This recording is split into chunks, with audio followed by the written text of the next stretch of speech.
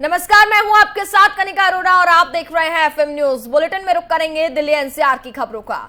केंद्रीय गृह मंत्री अमित शाह ने आज बैठक बुलाई है टारगेट किलिंग पर। आज ये दूसरी अहम बैठक है। जम्मू कश्मीर की सुरक्षा मुद्दे पर लेकर के अमित शाह काफी ज्यादा गंभीर नजर आ रहे हैं। साथ ही एलजी मनोज सिन्हा, जम्मू कश्मीर के डीजीपी और अन्य शीर्ष अधिकारियों के साथ ये बैठक होने वाली है। बैठक काफी ज्यादा अहम इसलिए मानी जा रही है क्योंकि लगातार कश्मीर में जो घटनाएं हैं वो बढ़ती जा रही हैं। आतंक घटनाएं थमने का नाम नहीं ले रही हैं। इसको लेकर के उन्होंने आज बैठक बुलाई है और बैठक काफी ज्यादा महत्वपूर्ण है। कश्मीरी पंडितों और गैर स्थानीय लोगों पर कश्मीर में हो रहे हमले को लेकर के आज कोई बड़ा फैसला जो है वो आ सकता है, क्योंकि आपको बता दें कि मई के महीने के अंदर ही 7 ऐसी घटनाएं हैं जो घट चुकी है। यानी कि अगर रेशियो निकाला जाए तो 4 दिन में एक हत्या हो रही है। टारगेट किलिंग से बिगड़ रहे हालात को संभालने के लिए गृह मंत्री अमित शाह ने अब खुद मोर्चा संभाल लिया है। आतंकी हमलों और घाटी की सुरक्षा को लेकर अमित शाह ने बड़ी बैठक बुलाई है। दिल्ली में आज होने वाली बैठक में जम्मू कश्मीर के उपराज्यपाल मनोज सिन्हा, गृह मंत्रालय के वरिष्ठ अधिकारी और केंद्र शासित प्रदेश के अधिकारी शामिल होंगे। जम्मू कश्मीर के हालात को लेकर के पिछले 15 दिनों के अंदर ये दूसरी बैठक हो रही है। टारगेट किलिंग की जो घटनाएं हैं वो जम्मू कश्मीर में लगातार बढ़ती जा रही हैं। इसको लेकर के लोगों में काफी ज्यादा आक्रोश है। कश्मीरी पंडितों में काफी ज्यादा गुस्सा देखने को मिल रहा है और खबरें सामने आ रही हैं कि लोग अब वहां से पलायन के लिए भी मजबूर हो गए हैं। तो साफ साफ जिम्मेदारी जो है वो केंद्र की बनती हुई नजर आ रही है और इसी को लेकर के गृह मंत्री अमित शाह काफी ज्यादा गंभीर भी नजर आ रहे हैं। आज ये दूसरी बैठक होने वाली है। ये बैठक काफी ज्यादा महत्वपूर्ण है। कल ही ये बैठक हुई है और आज उपराज्यपाल मनोज सिन्हा भी बैठक में मौजूद रहेंगे। उनके साथ कई मुद्दों पर चर्चा की जानी है।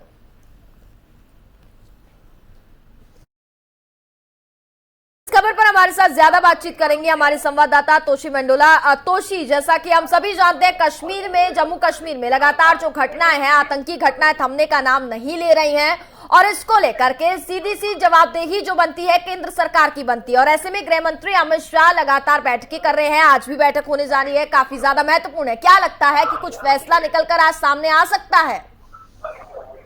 देखिए, बिल्कुल लगातार कश्मीर के हालात बिगड़ते जा रहे हैं। जम्मू कश्मीर के हालात को लेकर पिछले 15 दिनों के अंदर अमित शाह की दूसरी बैठक होने वाली है।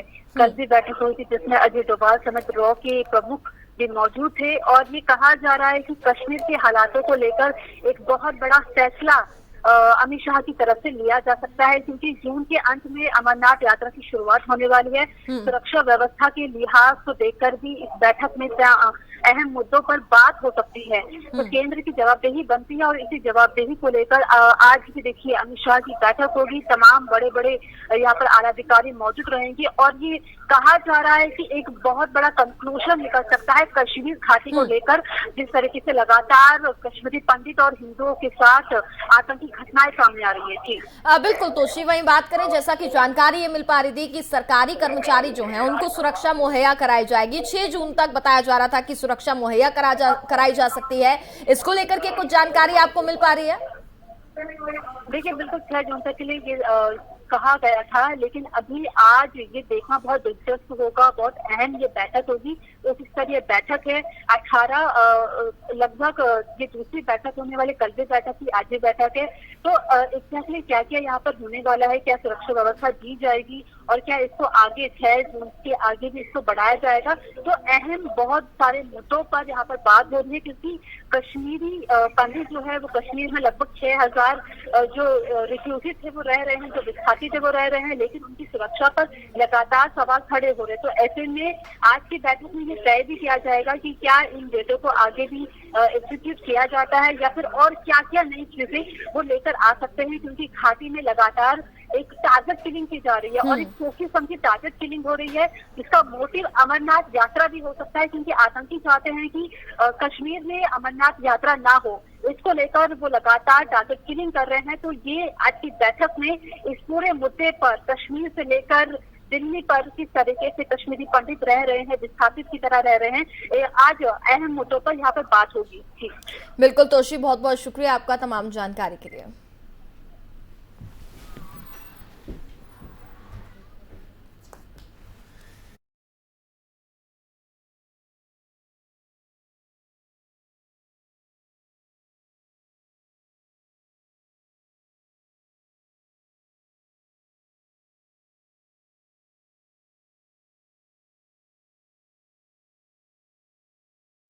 खबरों में आगे बढ़ते हैं। ग्रेटर नोएडा में एक तरफ भीषण गर्मी जहां लगातार अपनी तपिश से लोगों को झुलसाने का काम कर रही है, तो वहीं दूसरी तरफ बिजली विभाग के ट्रांसफार्मर और तारों से आग लगने की वजह से बिजली कट हो रही है और लोगों को बिजली और बढ़ती गर्मी की दोगुनी मार झेलनी पड़ रही है। एक तरफ भीषण गर्मी और दूसरी तरफ बिजली पर लगातार बढ़ते ओवरलोडिंग के कारण बिजली के कट के चलते लोग बेहद परेशान हैं। बिजली के पोल में लगी इस आग के बाद एक तरफ जहां बिजली सप्लाई पूरी तरह से ठप हो गई है, तो वहीं दूसरी तरफ इस भीषण गर्मी में लोगों को दिक्कतों का सामना भी करना पड़ रहा है। गांव में बिजली गुल होने की शिकायत लोगों ने बिजली विभाग के अधिकारियों से कई बार की है, जिसके बाद बिजली विभाग के अधिकारी जिस पोल पर आग लगी है उसे ठीक करने में कार्य भी कर रहे हैं, लेकिन सवाल खड़ा होता है कि बिजली के जर्जर तार भी बिजली के झटके देने को मजबूर कर रहे हैं, जिसके कारण लोगों को सही से बिजली भी नहीं मिल पा रही है। तो एक और जहां भीषण गर्मी पड़ रही है और इस वजह से काफी ज्यादा बिजली भी गुल हो रही है, तो लोगों को काफी ज्यादा दिक्कतों का सामना भी करना पड़ रहा है।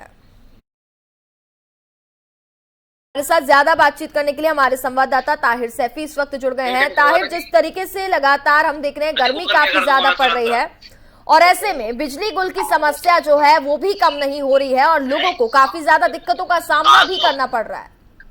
देखिए, बिल्कुल कनिका, इसमें कोई दो राय नहीं है। जिस तरीके से गर्मी का तापमान लगातार बढ़ता जा रहा है, तो दूसरी तरफ बिजली के भी जो है नखरे लोगों को झेलने पड़ रहे हैं। दरअसल बिजली विभाग के अधिकारियों के द्वारा जो बिजली के जर्जर तार हो चुके हैं उनको बदला नहीं गया है, जिसके चलते आए दिन बिजली के तारों में आग लगने की घटनाएं सामने आती रहती है और यही एक सबसे बड़ी वजह है कि लगातार बिजली के कट जो है लोगों को जो है परेशान कर रहे हैं।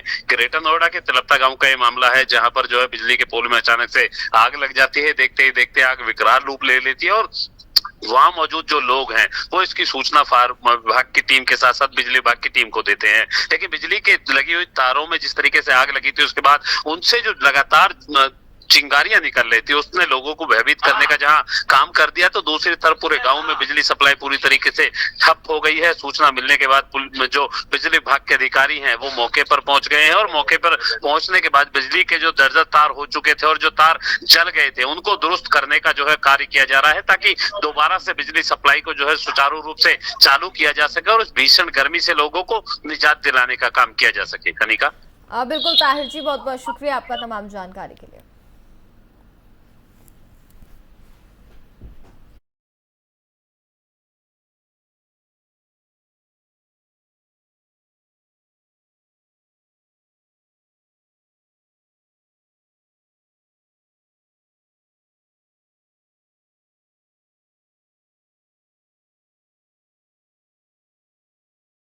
राजधानी दिल्ली में 2 लैंडफिल साइट हैं जिसमें समय समय पर आग लगने की घटनाएं लगातार सामने आती रहती हैं, जिसमें खास तौर पर भलसवा लैंडफिल साइट है, जिसमें पिछले महीने ही आग लगने की एक बड़ी घटना हुई, जिसमें करीब 10 दिन तक आग भलसवा लैंडफिल साइट पर लगी रही, जिसकी वजह से आसपास के इलाकों में लोगों को सांस लेने में भी काफी ज्यादा दिक्कतों का सामना करना पड़ रहा था। और लगातार आग लगने के हादसों पर लगाम लगाने के लिए दिल्ली सरकार द्वारा एमसीडी के साथ एक बैठक भी की गई, जिसके बाद कुछ अहम फैसले भी लिए गए, जिसको जमीनी तौर पर लागू करने के लिए क्या तैयारियां और कैसे की जाएगी इसका जायजा लेने और आज दिल्ली सरकार के मंत्री गोपाल राय भलसवा लैंडफिल साइट पर पहुंचे, जहां संबंधित विभाग के अधिकारी भी उनके साथ मौजूद रहे।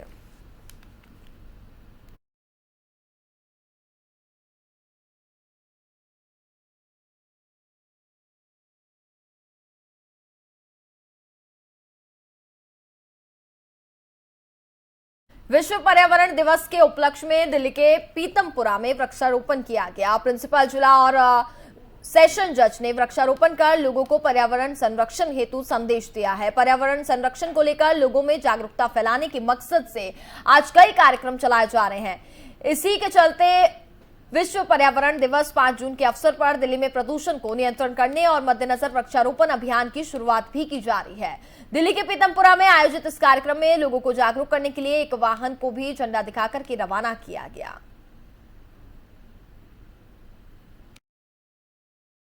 As we know, World Environment Day is celebrated all over the world on 5th of June every year to create awareness among the public about the environment. We have to save the environment. For all we know, carbon dioxide level is going up.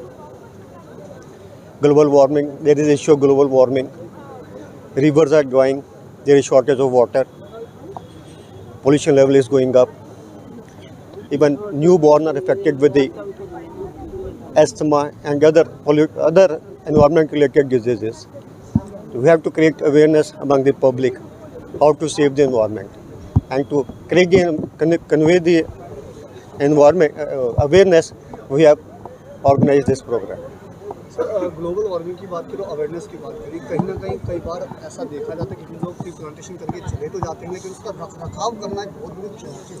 नहीं, ये हमने इस बार प्रण लिया है, जितने भी पौधे लगाएंगे किसी को मरने नहीं दिया जाएगा, सबकी पूरी रखरखाव किया जाएगा और पूरी तरह से हम वचनबद्ध है, जितने ही पौधे लगाएंगे वो सब एक बड़े पेड़ बनेंगे। उसके वजह रीज़न ये लोकल ऑर्गेनाइजेशंस हैं, उनसे हमने कोऑर्डिनेट किया है। वो इसीलिए किया है कि पौधे लगें और सर्वाइव भी करें और ग्रो भी करें। मैसेज एक छोटा सा जो ताकि हर पब्लिक तक पहुंचे कि वो ज़्यादा से ज़्यादा पेड़ लगाएं। वो सिर्फ ये है कि ये पेड़ लगाना सिर्फ एनवायरनमेंट की बात नहीं करता, ये हमारे अपने सर्वाइवल के लिए, पूरे लिविंग ऑर्गेनिज्म के सर्वाइवल के लिए ज़रूरी है। अगर ये नहीं करेंगे तो हम सब खत्म हो जाएंगे।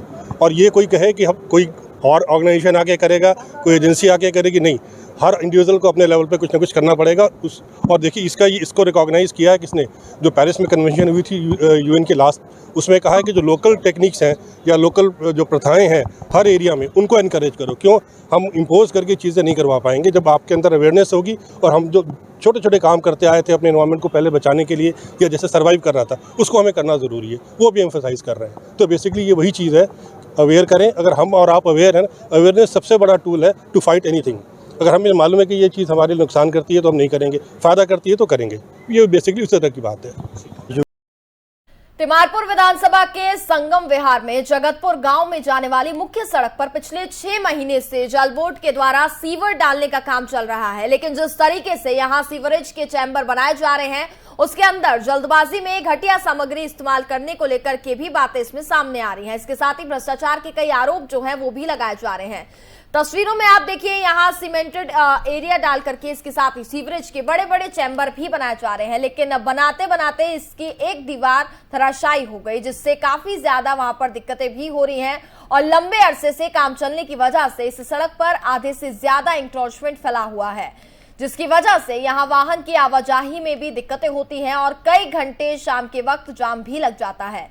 इस समस्या को मद्देनजर रखते हुए जडोड़ा वार्ड आरडब्ल्यूए और संत नगर व्यापार मंडल के अध्यक्ष कुलदीप सिंह चौधरी ने दिल्ली सरकार से हो रहे पैसे के दुरुपयोग को लेकर के अधिकारियों के ऊपर आरोप लगाते हुए कहा कि कहीं ना कहीं दिल्ली सरकार का कामों में घटिया सामग्री और इसके साथ ही लेट लतीफ कर इस सड़क से गुजरने वाले हर व्यक्ति को काफी ज्यादा परेशानी हो रही है।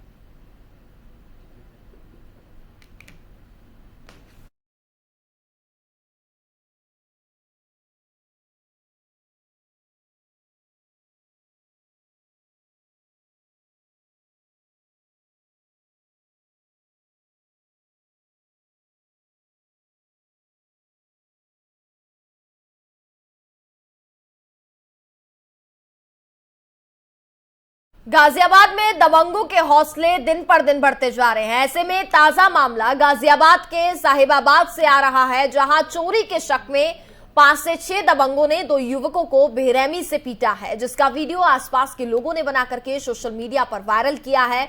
वीडियो में आप देख सकते हैं कि कैसे दबंग युवकों को बेल्ट, लात, घूंसों से पीट रहे हैं। वायरल वीडियो में गर्दन पर पैर रखकर दबंग बेरहमी से उसकी पिटाई कर रहे हैं, साथ ही जान से मारने का प्रयास भी किया जा रहा है और ये वीडियो काफी ज्यादा सोशल मीडिया पर वायरल भी हो रहा है।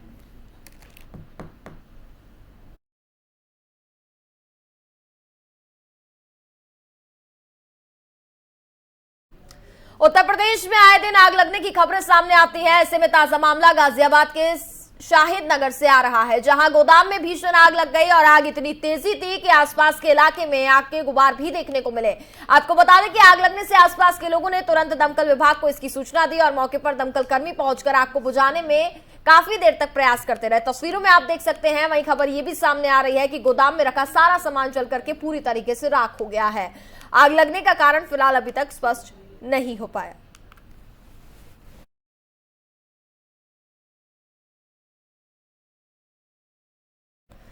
देश में कोरोना के मामले दिन प्रतिदिन बढ़ते जा रहे हैं। पिछले 24 घंटे में कोरोना संक्रमण के 4041 नए मामलों की पुष्टि हुई है। वहीं इसके साथ ही 2363 लोग कोरोना से ठीक भी हुए हैं, जबकि पिछले 24 घंटे में 10 लोगों की मौत हो गई है। कोरोना के नए केस मिलने के बाद से एक्टिव मरीजों की संख्या 21,177 हो गई है। देश में अब तक कुल कोरोना से 4,26,22,757 लोग ठीक हो चुके हैं। देश में रिकवरी रेट 98.74% है। वहीं अब तक 5,24,651 लोगों की कोरोना के चलते जान भी जा चुकी है।